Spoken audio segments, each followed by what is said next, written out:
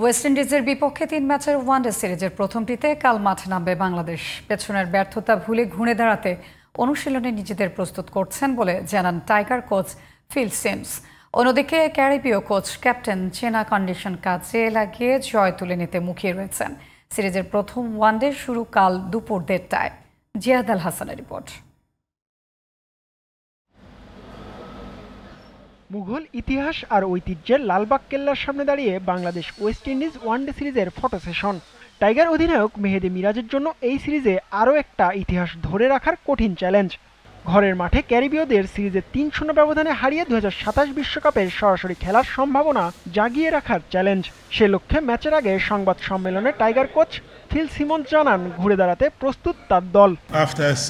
আগের সিরিজ খারাপ গেছে আমাদের, তবে চেষ্টা করছি সেখান থেকে ফিরে এসে ভালো কিছু করতে। প্রথম ম্যাচে যেন ভালো কিছু করতে পারি তার জন্য অনুশীলনে বাড়তি মনোযোগ ছিল। সর্বশেষ আফগানিস্তানের কাছে হোয়াইট ওয়াশ হয়েছে বাংলাদেশ। এই সিরিজে টাইগার ব্যাটাররা সবচেয়ে বেশি ভুগেছে স্পিনারদের বিপক্ষে। তারপরও ওয়েস্ট ইন্ডিজ সিরিজেও মিরপুরে স্পিনিং উইকেট দেখছেন সিমন্স।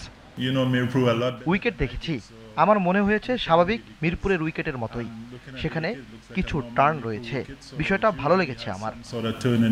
বাংলাদেশ প্রিমিয়ার লিগ বিপিএলে ওয়েস্ট ইন্ডিজের ক্রিকেটাররা নিয়মিত মুখ। দলটির কোচ ড্যারেন সামিও খেলোয়াড়ি জীবনে এই কন্ডিশনে খেলে অভ্যস্ত। ক্যারিবীয় অধিনায়ক শাই হোপও টাইগারদের ম্যাচের আগে সমীহ করছেন। তারা নিজেদের কন্ডিশন চেনে, বাংলাদেশকে হালকাভাবে নেওয়ার সুযোগ নেই। তারা ঘরের মাঠে অনেক শক্তিশালী দল, ফলে আমাদের ভালো ক্রিকেট খেলতে হবে তাদের হারাতে হলে। অতীতের ব্যাপারগুলো বাংলাদেশের জন্য মোটিভেশন হতে পারে, ফলে হালকাভাবে নিচ্ছি না কাউকেই। যারা বেটার ক্রিকেট খেলবে তারাই জিতবে। শনিবার মিরপুরে দুদলের প্রথম ওয়ানডের লড়াই শুরু হবে দুপুর ১:৩০টায়। Ziyad Al Hasan, GTV news, Dhaka.